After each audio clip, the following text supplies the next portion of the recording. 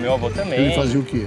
Meu pai é professor de ensino médio. Coitado, eu também. De...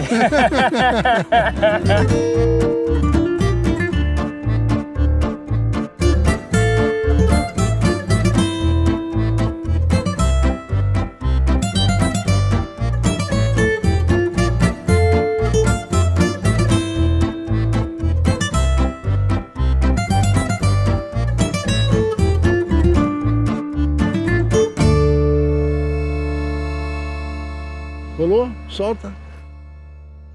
Muito bem, Diego dos Santos da Silva Xavier. Como, velho? Não tem.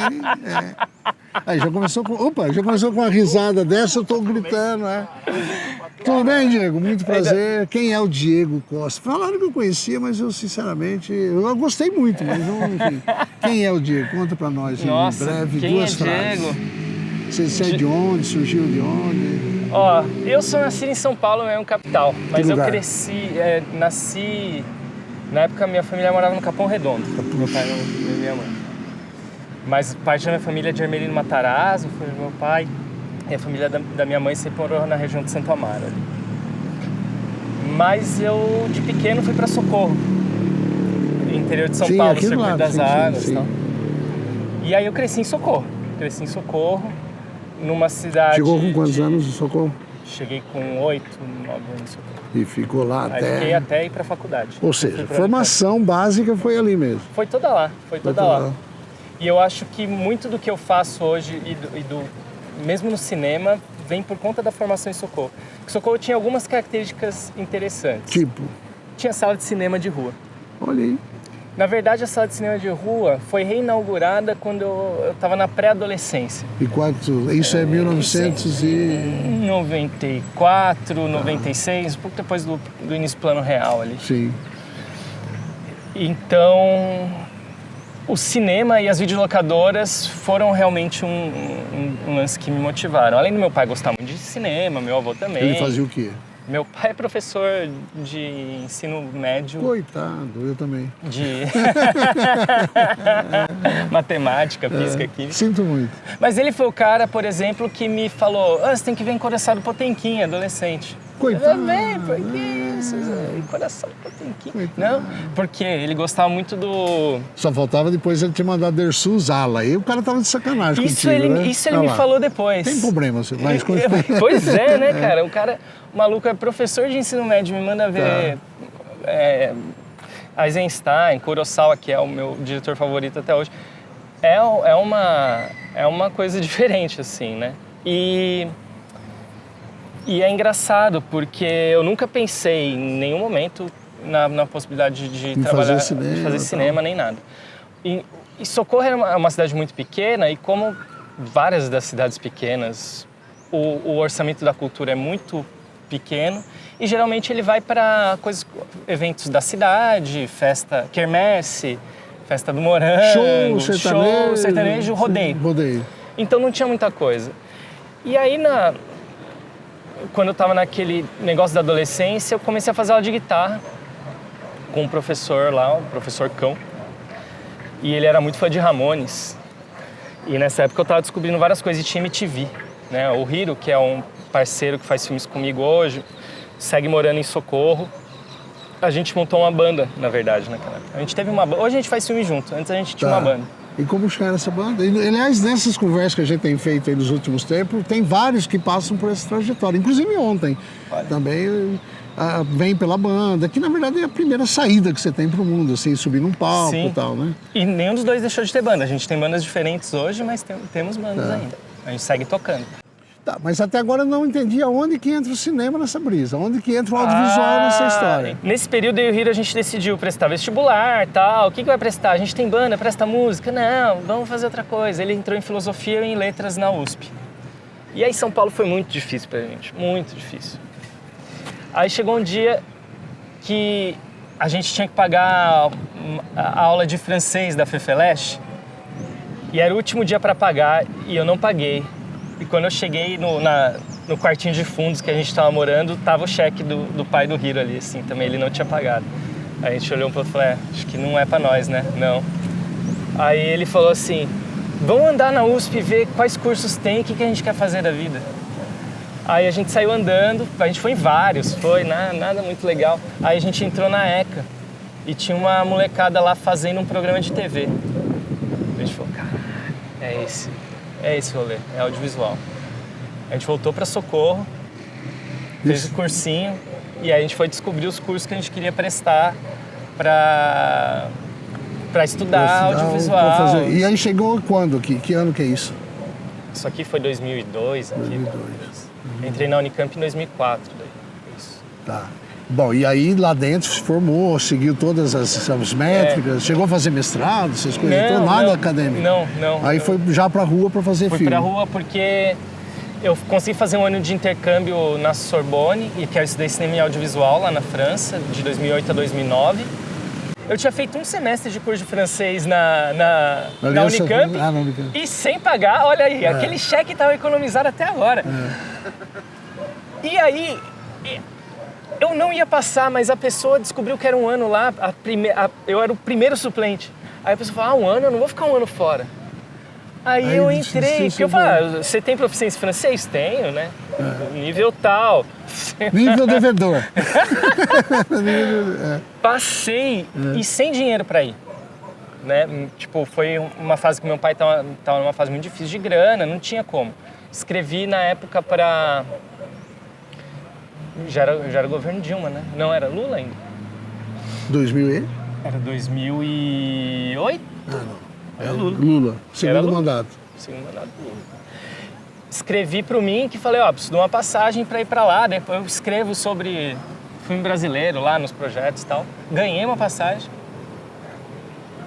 E fui, assim, com o dinheiro que eu tinha economizado do estágio, que durou menos de uma semana, e procurando trabalho lá. E aí fui desenrolando até que eu consegui trabalhar numa web TV. Tava começando umas ondas de web TV, aí foi tranquilo. Aí eu comecei a ter um salário e e daí, por exemplo, de Socorro para Paris, é isso? É a referência? Paris. O que move, o que faz esse link lá e cá? Como é que você consegue estabelecer esse diálogo? Obviamente, simbolicamente, né? Paris, mas como que você estabelece esse diálogo? É urbano-rural? Como que é essa história? Como funciona isso na tua produção? Porque, por exemplo, eu vi que você fez um documentário sobre a ocupação das escolas. É uma ficção. É uma ficção? Eu não vi o filme, eu preciso ver o filme. Mas qual que trai? Como é que você olha? Você enxerga ali, por exemplo, nesse documentário, os estudantes ocupando. Você vê em Paris, nos anos 68, atacando bomba nos carros, ou você vê um protesto de trabalhador rural do Socorro? Olha, essa pergunta é excelente, porque eu não tinha parado para pensar nisso, sabia? Mas agora eu vou fingir que, a partir de agora, eu vou fingir que eu tinha parado para pensar nisso. Mas o ano que eu fiquei lá, teve uma greve muito grande dos alunos na Sorbonne. E de fazer barricada, porque eles já fazem a barricada, parece que é automático, cadeira. E os únicos que podiam seguir tendo aula eram os estrangeiros, a aula de proficiência na língua e de cultura francesa. Eram as duas únicas aulas. Exatamente. Eram as únicas aulas que continuavam na faculdade. Então, a gente seguia frequentando enquanto eles ocupavam. Mas então, eu estou insistindo nessa questão, porque quero assistir, quero ver essa ficção, porque eu acompanhei muito esse processo. E o resultado, por exemplo, de uma manifestação de estudantes franceses tem um resultado X. Aqui teve um outro muito forte, que foi a injusticialização, na verdade, né, do movimento. Como é que você acompanhou essas duas? Porque pensando no cinema, que o jeito de eu olhar o mundo que eu estou vivendo, etc. E tal, como é que você fez esse... Eu não sei se eu estou conseguindo traduzir a minha pergunta, mas enfim. Porque aqui a gente sabia que o resultado ia ser na cadeia. Ameaçaram os moleques ir para cadeia, foi processado, enfim. Não, o final foi horrível. Eu acompanhei, inclusive, nas comarcas aqui, né? Jovens que não puderam voltar para casa, jovens que se suicidaram depois, pessoas perseguidas. Os professores foram trocados de escola. E os franceses também, os estudantes franceses, nessa perspectiva? Não. É uma outra forma de respeitar essa manifestação. E nesse fazer, como é que é para você, meu querido? Como é que é fazer cinema aqui e como é que você gostaria, por exemplo, pensando nessa sua passagem pela Europa, que já tem todas as coisas, como é que você consegue fazer esse equilíbrio, como que eu vou chamar isso, cinematográfico? Porque, por exemplo, Eu acredito que tenha muitas gavetas, é uma cômoda, né? O cinema é uma cômoda onde você tem a gaveta dos alternativos, a gaveta não sei do que, a gaveta... Como é que você acompanhou isso também na sua própria produção? Porque se você não tiver na gaveta B, você não vai receber recursos. Você não tiver... Como é que funciona isso na tua cabeça? É complicado isso, porque vai mudando ao longo do tempo, né? Quando eu me formei, estava começando o Paulo de Paulini. E eu entrei trabalhando como assistente de som lá para entrar no cinema. E aí tive vários mestres ao longo desse período e eu sigo fazendo som direto, porque eu não sou um herdeiro. Eu não vivo de dirigir meu filme. Eu não tenho como que é? A carta imperial lá do Dom Pedro, né? Pior é músico. Oi? Pior ainda é músico. Pior é músico, ainda quer ser músico e quer fazer filme. Mas músico ainda punk ainda pra pegar, não tem como. Né? Aí já era, não tem futuro. Mas o lance é que... Mentira, tem futuro sim. Mas o lance é que... Tem?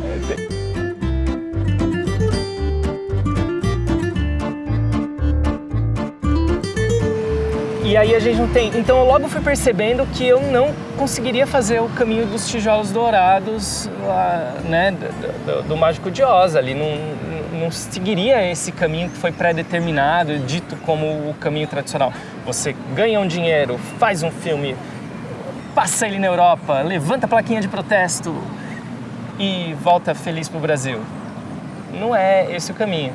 E os filmes que eu faço também não tem muito a ver com essa perspectiva. Com a cosmética da fome, que seja, com né, que a Ivana Bentes traz. Eu nasci fudido. Então eu quero fazer filme para os meus amigos ficarem felizes também, para as pessoas com quem eu convivo, não para europeu ver. E aí existe já uma dificuldade no caminho para isso, né? Como que eu vou fazer meus filmes saírem? E percebendo isso, eu fiz meu primeiro filme em Socorro, que foi o Cowboys do Apocalipse, que é um filme sobre uma banda adolescente que vai acabar porque os caras vão pra faculdade. Tava tendo um sonho mó legal, ter um show dos Cowboys. Cowboy. Os Cowboys do Apocalipse, é a minha banda. Tava fazendo mó sonzeira com a Nanda e com o Dedão, e a galera curtindo paca. Sonho é tudo meio esquisito, meio absurdo, meio nada a ver. Uma arma? Por que você tem uma arma? Eles não são salvadores!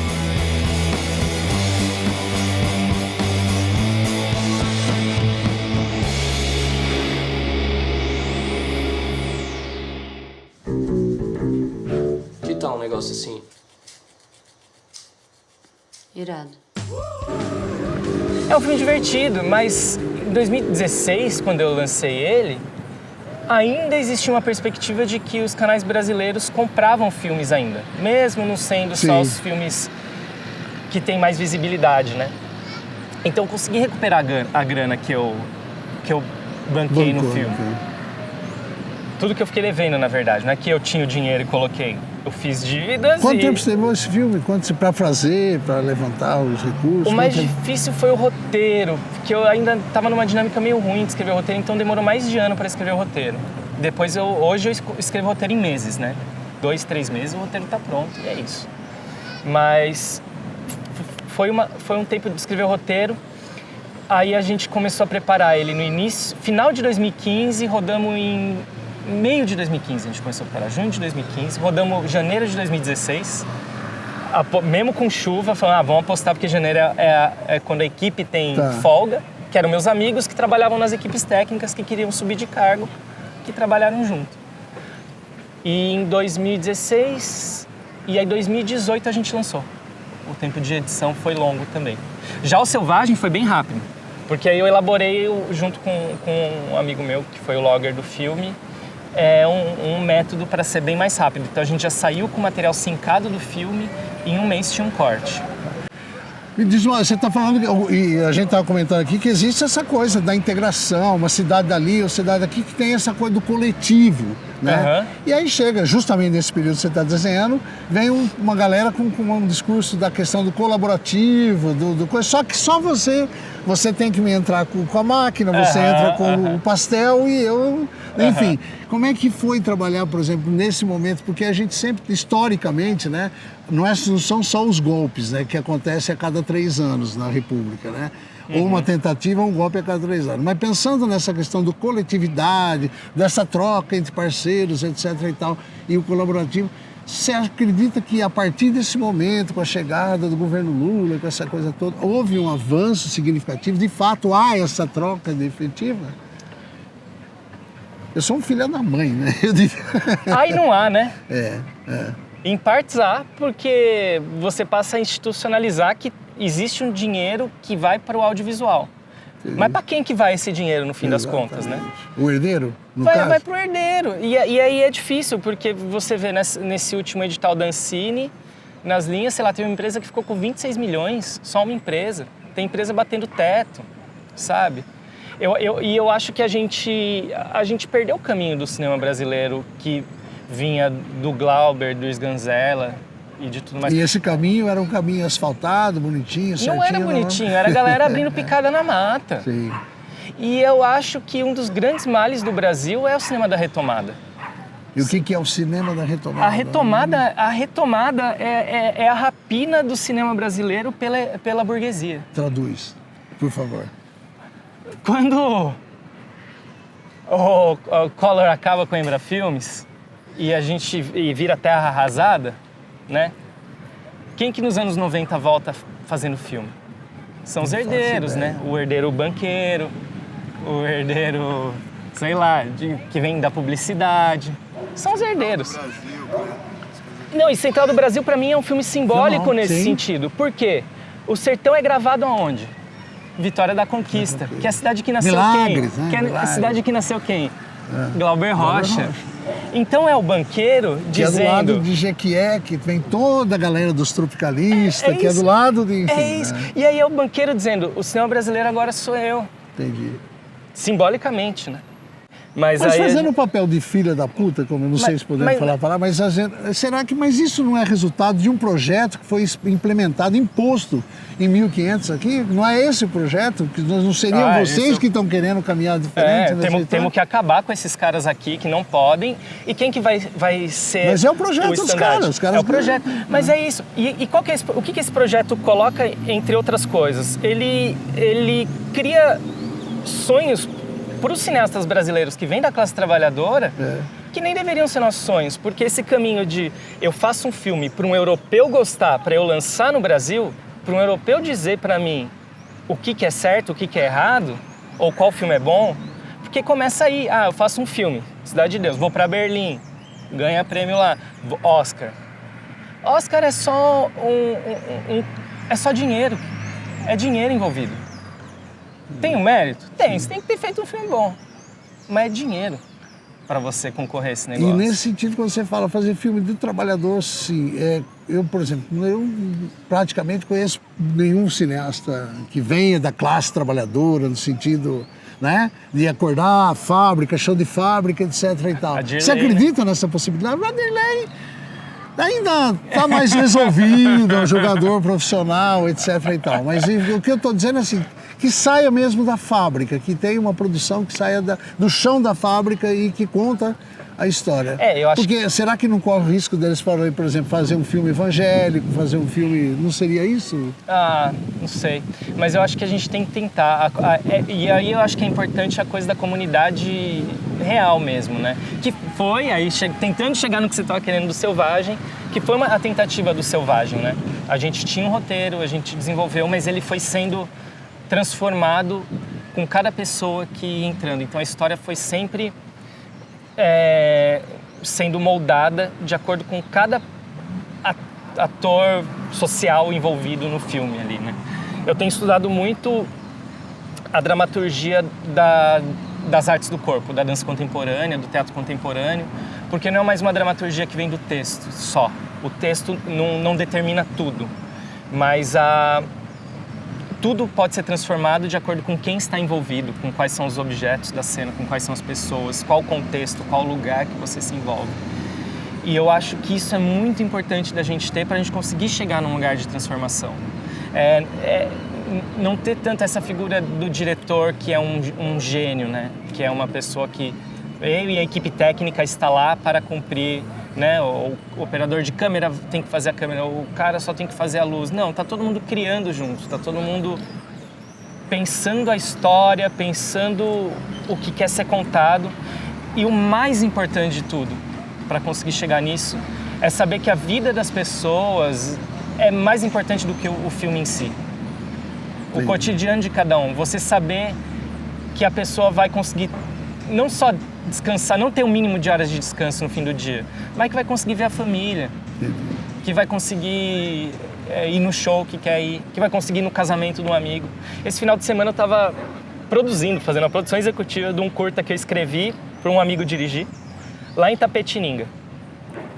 E aí tinha uma diária que a gente ia conseguir rodar com uma atriz, porque vários deles são professores, então a gente só podia gravar de sábado e domingo. Tá aí, uma condição, só pode gravar de sábado e domingo. E essa diária, uma atriz só podia de manhã e um ator só podia fim de tarde e noite. Então a gente fez 2 blocos, né? Gravou de manhã, teve um intervalão de descanso e à noite. Aí começou o intervalo, o assistente de direção falou, tá tendo casamento de um amigo meu, vou aproveitar essas horas, vou dar uma passada lá, que é importante. Eu virei e falei, caramba, isso devia acontecer sempre. Isso devia ser possível pra gente. Belo, é o seguinte, quando me convidaram para fazer essas conversas, e aí falar de um cinema caipira, né, um roteiro, cinema caipira, eu tô com 60 e poucos anos, né, não posso contar a idade certa, senão fica, né. Eu devo ter já visto vários movimentos do que seria essa caipirice. E aí quando fui ver lá, fui fazer uma pesquisa para saber exatamente como é que está essa discussão hoje do cinema, eu vi um depoimento do Volpato, que inclusive pelo PROAC, ele falando um pouco dessa coisa do caipirismo. E pelo pouco que eu entendi do Volpato, naquela fala dele e tal, tentando situar ali, o que está rolando hoje no interior paulista, porque tem uma outra coisa que vem o Cine nessa conversa, né? Eu não consegui entender direito, porque ele falou, pode ser isso, pode ser aquilo, ou seja, o caipira, de uma maneira geral, pode ser... O que seria esse cinema caipira? Não dá para definir o que é o cinema caipira, e isso a gente entendeu no primeiro encontro em Rio Claro, a gente já viu que cada um faz filmes muito diferentes, né? Eu e o Hiro, por exemplo, a gente faz filmes jovens, filmes populares, filmes que se passar na sessão da tarde, a nossa avó vai assistir, nossa mãe vai assistir, e a gente quer que a galera fique feliz com isso, né? A gente entende que tem um pessoal em Rio Claro que faz filme pensando em festival mesmo, né? Que tenta pegar esses elementos que os festivais de cinema gostam e eles seguem esse caminho mesmo, eles acreditam nesse caminho. Tem o Volpato, que tem toda essa trajetória dele, em Assis tem uma galera fazendo... E a gente está entendendo que... Prudente. Existem várias. Em Bauru também tem uma galera com uma outra onda. E a gente entende que há uma multiplicidade mesmo de olhares, né? E que vem também por conta não só da geografia, mas da vivência de cada um e de cada grupo mesmo, né? Então hoje não dá para dizer que existe um cinema caipira como existe o Mazzaropi, por exemplo, lá atrás, né? Que estava dando conta de uma transição que estava acontecendo, né? Do rural e tudo mais. Aqui a gente já está no mundo conectado com a internet, pós-MTV e internet, né? Que é um negócio que está todo mundo sendo bombardeado por muita coisa ao mesmo tempo. Então eu acho que cabe a cada um desses grupos olhar para si mesmo e entender o que é legal de fazer na própria região, ou também não, extravasar tudo também. O Mauricinho tem um termo que ele chama de saco de cego, né? Saco de cego. O que é saco de cego? Eu via isso pela rua, saco de cego. O que é saco de cego? Saco de cego é aquilo que é um saco que, já que ele não consegue identificar de imediato, primeiro ele precisa colocar lá dentro para depois ir apalpando para entender o que tem lá dentro. Esse cinema caipira seria um saco de cego, mais ou menos? Eu acho que sim. Você vai tocando e vai traduzindo, vai decupando, né? Que é uma palavra, né? Como é que é isso? Decupar que é uma palavra que a gente O Renoir escreve nos textos dele, né? Tem um texto sobre decupagem. E para ele, decupagem é toda a concepção do filme. Do filme, exatamente. Não só a coisa da Quer dizer, imagem. exatamente não. Eu imagino que seja isso. Eu não entendi direito, mas eu imagino que seja isso. Mas é a elaboração inteira do filme, né? Quando você pensa como que você faz junto um com o outro, e ele coloca o quanto que é importante os momentos de você só estar tomando um café com o seu amigo e falando sobre isso, sabe? Exatamente. O momento do café é importante, o momento de você estar lá como compadre com o cara, de ficar só proseando. Esse é o negócio da criação artística, né? Esses dias eu vi o Apichatpong falando isso também, né? Que o legal é fazer o filme com os amigos, com as pessoas que estão... Acho que esse é o negócio do cinema caipira, que a gente pode dizer. Porque as pessoas estão mais próximas fisicamente, elas estão a menos tempo. Territorialmente falando. Você está 10 minutos.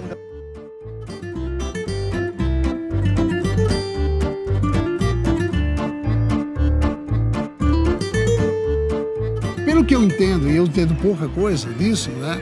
É uma disputa é um enfrentamento. Uhum. É uma disputa política, correto? Sim. E para nós, no interior, a disputa política está nesse campo de você ter um engradado, né? De você ter um engradado que de repente pode estar cheio, faz um barulho danado, mas todas as garrafas estão vazias.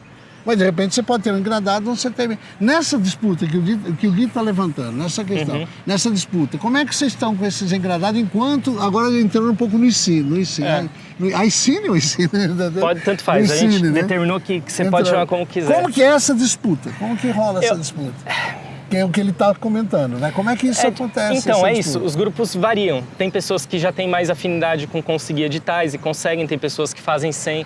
Eu e o Hiro, a gente sempre trabalhou na precariedade, então a gente vai lidando com essa precariedade mesmo, né? Não tem... É o caminho que a gente acabou seguindo. Diz para aí. E aí, nessa história toda, então o ICINE... É instituto? Que é? Não, é o Fórum de Cinema do Interior Paulista. Tá, mas o porquê ICINE? O que é I? Interior Cinema. Interior Cinema. Mas é o Fórum... O que é importante, e aí eu acho que está mais numa questão de disputa de classe mesmo, né? É que o Estado deveria financiar com mais propriedade todo esse cinema que existe no interior, né? E aí fica existindo sempre essa disputa, que os cineastas, sobretudo herdeiros da capital, querem... Por que você fala tanto herdeiro, se já está estabelecido que o país é para herdeiro? Ele foi dividido em algumas partes, né? Foi. Você é dono dessa parte, do outro parte, e agora são os herdeiros. Sim. É natural. Quer dizer, mas a gente, é importante frisar quem que está nesse poder, quem que tem o acesso às coisas, né? Entendi. Você vê, por exemplo... Então, é coletivamente mesmo que a gente faz enfrentamento. A gente precisa, eu acho, na minha concepção... Opa, desculpa. A gente precisa, na minha concepção, ter enfrentamento em alguns níveis. Precisa ter enfrentamento no nível político, porque esses caras, eles financiam campanhas, né? Cara, 500, ou seja, 246 empresários de mais 100 e poucos ruralistas. É óbvio que é para eles que eles vão fazer o projeto. Exato. Não vai ser para você. Não vai. Então. A gente não consegue financiar a campanha de ninguém, mas a gente tem volume de pessoas, então a gente precisa se organizar e ter uma mobilização. E nessa mobilização falar, olha, realmente, tem um monte de gente fazendo aqui, a gente precisa de recursos, não dá mais para fazer dessa forma. Né? Os recursos precisam ser distribuídos. Né? E nesse sentido, a junção no ICINE, no ICINE, né?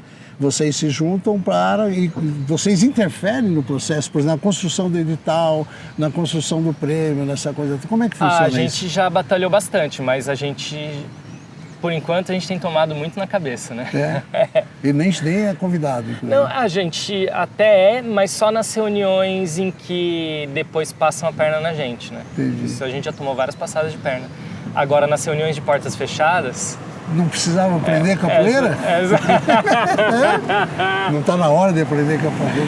Acho que sim, mas o grande lance, eu acho que tem isso que o Gui falou, né? A gente também não pode só depender de edital, né? A gente tem que seguir fazendo. Só que a maioria dos profissionais que eu conheço do interior tem outras profissões também. O pessoal de Itapê e de Sorocaba dá aula. Tem um brother em Guarulhos, que ele é ator de vários filmes da galera em Guarulhos. E a profissão... E o cara mestrado em história popular, repentista, violeiro, baita ator, e a profissão dele é coveiro. O que sustenta ele é trampar como coveiro. Amigos meus que trabalham em chão de fábrica, Bom Jesus dos Perdões, adestrador de cachorro, pedreiro. Assim como os herdeiros também, né? Pra lá, hein? Assim como os herdeiros. Aliás, o estado de São Paulo é maior de grana e assim como os herdeiros. É o herdeiro da cana, é o herdeiro do não sei o quê, enfim. É assim que funciona, esse é o jogo. Como é que rompe com isso? Eu sei que estou sendo bem filha da mãe contigo, mas assim, o que eu tenho ouvido, o que eu estou ouvindo muito, detecta, ok. O que falta são essas garrafas, mesmo que se for só meia dúzia, de garrafa cheia dentro. Porque a gente já faz, a gente já está fazendo. Só que é isso, ninguém se sustenta com isso. Todo mundo tem outras profissões e vai... O que faz? Tem que fazer uma revolução, tem que parar de conversar, no fim das contas, né? Será que não seria isso? Eu lembro dos estudantes lá, tacando a garrafa e fazendo... Porque os que foram fazer enfrentamento aqui, eles estão ou foram afastados da escola, Sim. ou abandonaram, casos de meninas que abandonaram a curso, saíram de casa, fazendo tratamento, porque apanharam, inclusive. Total. Como é que faz isso, meu querido? Como é que a faz? gente elabora isso? Então, E aí, como que elabora você isso? me pegou num dia de chuva. Mas como que elabora isso com pessoas que na maioria já não são jovens, Exatamente. que já têm suas famílias, que já têm várias demandas, que têm que pagar as contas, que já está sendo consumido pelo capitalismo tardio todos os dias, né? É uma mulher buzinando, olha, eu preciso, uma mulher ou um cara buzinando que eu preciso de uma casa no condomínio X, ou eu preciso do carro do ano, como é que vai, né? Mas acho que nem isso, mas sim, como que a gente leva relacionamentos adiante trabalhando com audiovisual também, numa vida cheia de perrengue, né? Nisso, trabalhar 12 horas por dia, nunca estar em casa, assim, não é legal pra ninguém. A gente tinha que ter, no mínimo, uma vida digna. No mínimo, poder se manter, porque a gente está trabalhando fazendo esse negócio. E aí a gente é dominado por vários lados e nem o Estado consegue suprir, e nem o Estado democrático, porque, querendo ou não, por melhor que sejam as políticas que o governo Lula e Dilma, sobretudo, fizeram, foram voltados para a burguesia. A gente teve 2 linhas de edital da Ancine em 2011 e 2013, se não me engano, que foram voltados para diretores, produtores emergentes, roteiristas, que foram 2 linhas de laboratório. Ou seja, a gente ainda tinha que ser tutelado pelas produtoras, por quem já sabe, para fazer como eles querem. A gente não podia nem fazer ao nosso modo. E depois também acabaram essas linhas. Não, essa coisa de laboratório para esses caras... Não, era um orçamento, 70 mil para você desenvolver o roteiro. E aí depois na SPCine teve um ano só, que foi o que eu ganhei o Selvagem, que era 300 mil, que também a Pri eles ganharam lá também. Foram 300 mil para fazer um primeiro e segundo longa, que foi o Selvagem. Meu primeiro longa eu tinha feito sem nada, com 4 mil reais. Selvagem. Após meses de expectativa, chega ao Brasil um sucesso internacional. Um filme de amor, celebração e luta. Baseado em uma história irreal, surreal, pós-real. Selvagem. A mente contraditória da juventude em ebulição. Não, mano, juventude e ebulição não dá, né? Deixa eu continuar narrando porque é assim que crítico gosta. Tem que dar voz aos estudantes, beleza? Foi assim, ó. Se a escola fechar, vocês vão trabalhar longe, a gente vai estudar longe, ninguém vai mais se ver. Eu já lavei banheiro, eu já cortei cebola, eu já cortei cenoura. Enquanto a gente transformava a escola, Sofia e Ciro estavam só na dúvida. Acharia bastante interessante que você participasse. E o Selvagem eu fiz com 300, com esses 300 da SPCine. E depois tomei maior preju também, porque aí o Cine Brasil TV lá entrou com uma grana para finalizar, e aí eu ganhei um edital da SPCine de distribuição, 100 mil reais. 100 mil reais de distribuição para lançar o filme. Falei, beleza, vamos lançar. Eles desconsideraram pandemia, desconsideraram tudo. A SP Cine me obrigou a lançar em dezembro de 2021 o filme, até dezembro de 2021. E o dinheiro da distribuição nada de cair. Porque foi edital via SP Cine, mas o dinheiro era da Ancine. Aí eu falei, gente, vocês estão me obrigando a lançar, o dinheiro não caiu ainda. Não, tem que lançar porque já deu o prazo do dinheiro da produção, blá, blá, blá. Vou lançar, depois esse dinheiro vem? Esse dinheiro vem. Resumindo, lancei, gastei meu dinheiro, aí a Ancine me manda e-mail falando: ah, você já lançou, você não precisa dessa grana. Eu falei, não, eu preciso, porque eu tenho dívidas por causa desse filme. Aí eles falaram, não, de acordo com as regras da Ancine, você já lançou, você não pode ter esse dinheiro. Aí eu mandei e-mail pra SP Cine e falei, turma, aqui ó, a Ancine não tá querendo pagar. Aí eles, não, o pior é o final. Aí eles, de acordo com as regras da Ancine, realmente você não pode.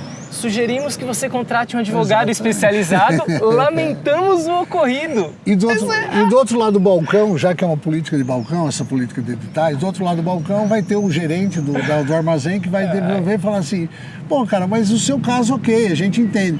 Mas teve desses 60 aprovados, que teve 30 que não prestaram conta. Teve 30 que não fizeram, que não sabe que é a relação entre o Estado, né? Ele deixa de ser uma relação pessoal entre você e o Estado. Seu CNPJ e aí tem a argumentação, me lembro disso na época, inclusive foi muito que falava assim, pô, mas teve aí 40% dos projetos que não prestou conta. E pior que é real, porque eu estive do outro lado do balcão também, entendeu? Como é que faz pra gente mudar essa concepção? Por exemplo, quando saiu um edital, o primeiro edital que saiu, Prêmio Estímulo ao Circo, 400 entidades entraram lá como, ok. Aí eu tive um pequeno problema, das 400 entidades, só 30 ou 40 tinham CNPJ. Como é que resolve essa relação do Estado, então, né? É uma coisa que tem que ter diferença. A gente não está construindo hospital, não está construindo ponte. Exato. É preciso separar, igual se separa o agro da agricultura familiar. O agricultor familiar, ele não tem que fazer todas as prestações acho que o agro também não precisa fazer as prestações que eles teriam que fazer, na verdade.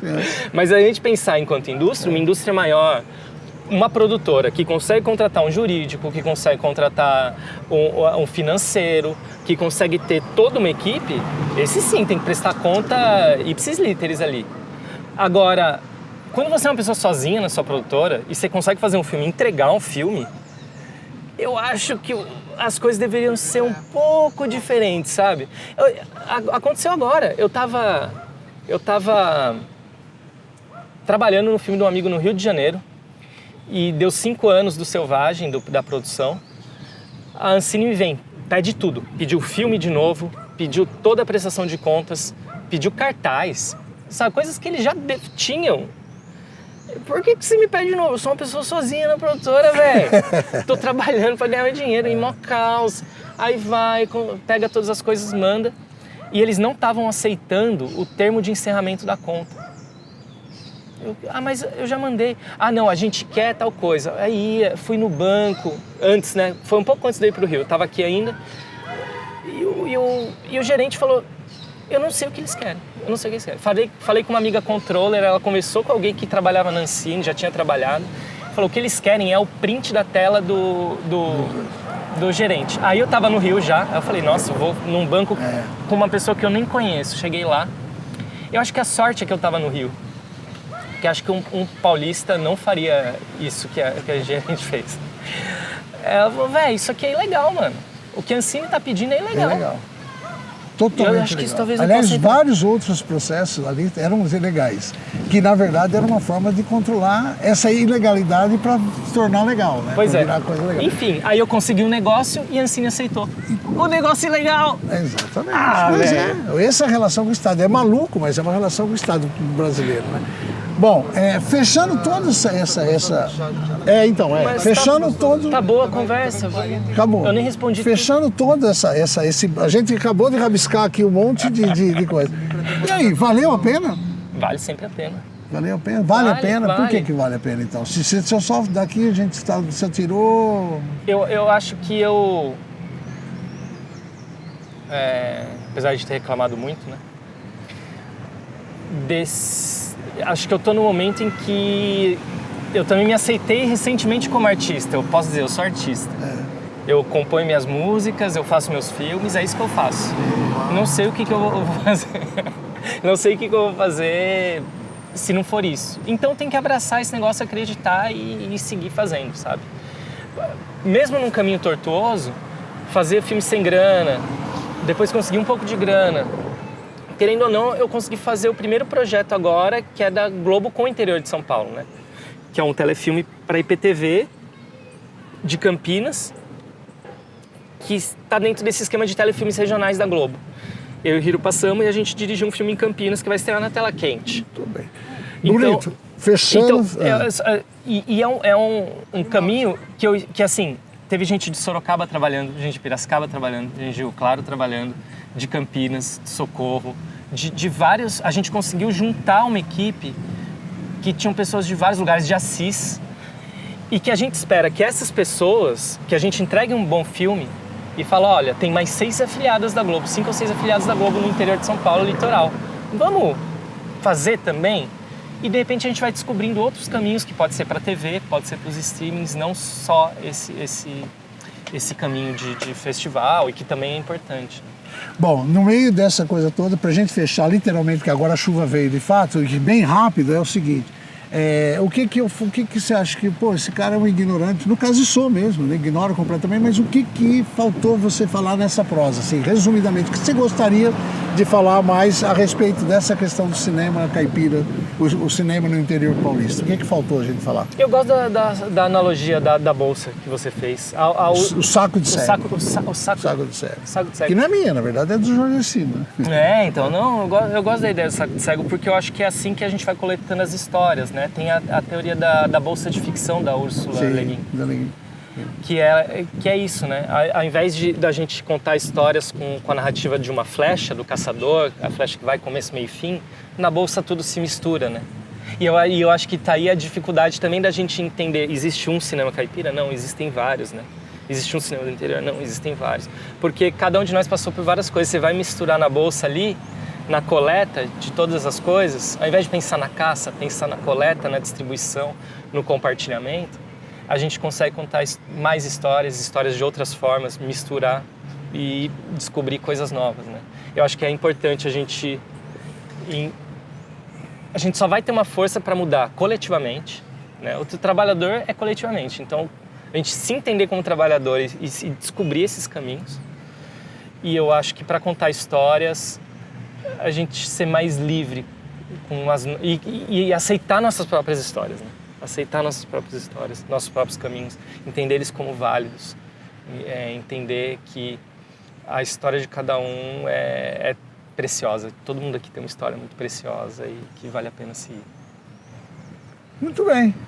Por mim, obrigado. Enfim, alguma questão? Não? Ok. Não pode beijar ele na boca. Não beija, não, porque não vale a pena. Beijar na boca não vale a pena se não tiver exame antes.